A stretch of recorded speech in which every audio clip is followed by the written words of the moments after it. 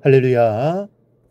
사랑하는 대강의 가족 여러분, 오늘 하루도 하나님의 말씀과 동행하는 삶이 되길 소망합니다.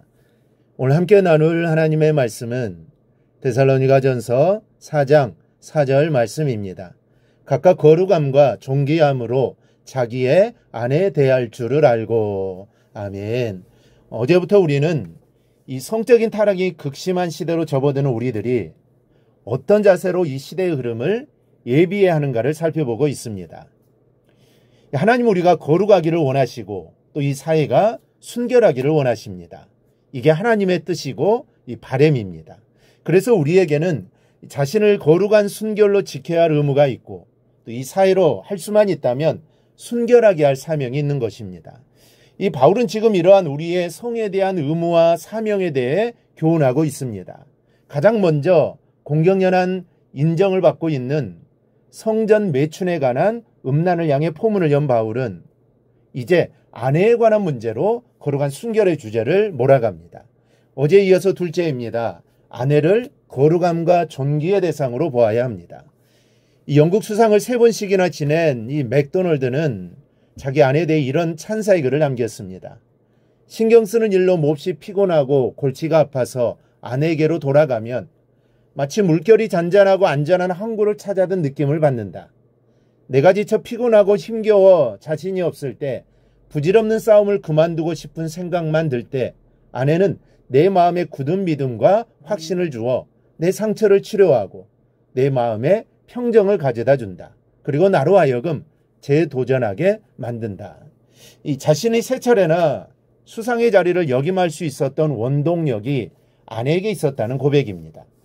하나님께서는 남자가 독처하는 것이 좋지 않다고 생각하시고는 돕는 배필로 여자를 짝지어 주셨습니다.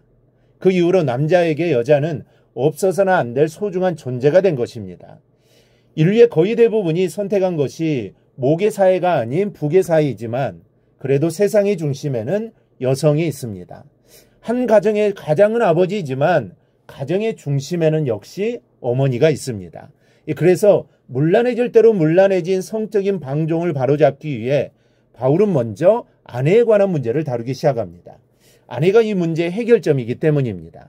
아내가 남편에게 어떤 존재로 자리를 잡느냐 하는 것이 이 문제를 해결하는 가장 큰 열쇠가 되기 때문입니다. 그래서 바울은 이렇게 말합니다. 각각 거룩함과 존귀함으로 자기 아내에 대할 줄을 알고, 아내를 거룩한 존재로 지켜줄 수 있어야 하며 존귀한 존재로 생각해야 한다는 것입니다. 그러나 당시 여자는 하찮은 존재였습니다. 유대인들은 결혼을 그 어떤 민족보다 최고의 표준으로 생각하고 존중했습니다. 그러나 그것은 이론뿐이요 모양내기에 불과했습니다.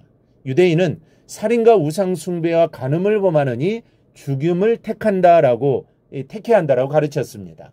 그러나 그 안에 아내를 존귀하게 여기는 결혼 생활의 알맹이는 몽땅 빠져 있었다는 사실입니다. 그래서 간음을 제약시하는 것만큼 유대인들은 여자를 무시했습니다. 유대인들은 신명기 율법을 재해석해서 아내에게서 무엇이나 수치스러운 것이 있으면 남편은 그 아내와 이혼할 수가 있다라고 정해 놓았습니다. 문제는 이 계명에 수치스러운 것이 무엇을 말하는가 하는 점입니다. 이것을 제멋대로 해석하는 겁니다. 이를테면 아내가 남편의 음식물에 소금을 너무 많이 넣어서 식사를 망쳐 놓았을 경우, 또 길에서 남자와 말했을 경우, 남편 앞에서 남편 부모의 마음에 상처가 되는 말을 했을 경우, 부인이 수다스러워 목소리가 그 옆집까지 들릴 경우, 이것은 수치스러운 항목에 해당하는 것으로서 이혼 사유에 해당한다는 겁니다. 남편이 이혼하자 하면 꼼짝없이 쫓겨나는 겁니다. 여러분 생각해 보십시오. 이렇게 당치도 않은 애매한 조항들을 늘어놓았을 경우 남편이 마음만 먹으면 수치스러운 항목에 거치지 않을 아내가 어디 있겠습니까? 코에 걸면 코걸이요, 귀에 걸면 귀걸이입니다. 마음대로 여자를 쫓아내고 새장가를 들 수 있었다는 말입니다. 바울은 유대인들의 이런 가식적인 성적인 방종을 훤히 꿰뚫고 있었던 겁니다. 그래서 아내를 존귀 여기라고 말하는 것입니다. 여자가 남자에게 하찮은 존재가 아니라 소중한 존재가 될 때 성적인 방종들은 사라질 수 있습니다. 그래서 바울은 아내를 거룩한 존재로 지켜줘야 한다고 했습니다.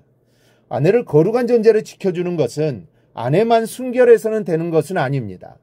남편이 나가 음행을 경험하고 와서 아내와 잠자리를 한다면 그것은 아내를 거룩하게 지켜주는 것이 아니기 때문입니다.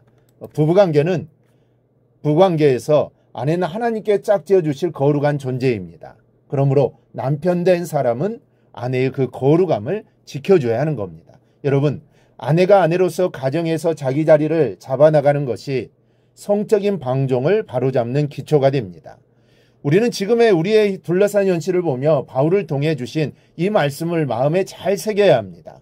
남편은 아내를 존귀하고 거룩한 존재로 지켜주고 아내는 남편에게 그만한 사랑을 받을 수 있는 여자로 노력을 해야 합니다. 그럴 때 밖으로 눈을 돌리지 않아도 행복할 수 있는 부부와 가정이 되어질 것입니다. 이런 평화와 축복이 여러분의 가정이 늘 함께 하시기를 바랍니다. 사실 우리가 노래 간다고 해서 되는 게 아니죠.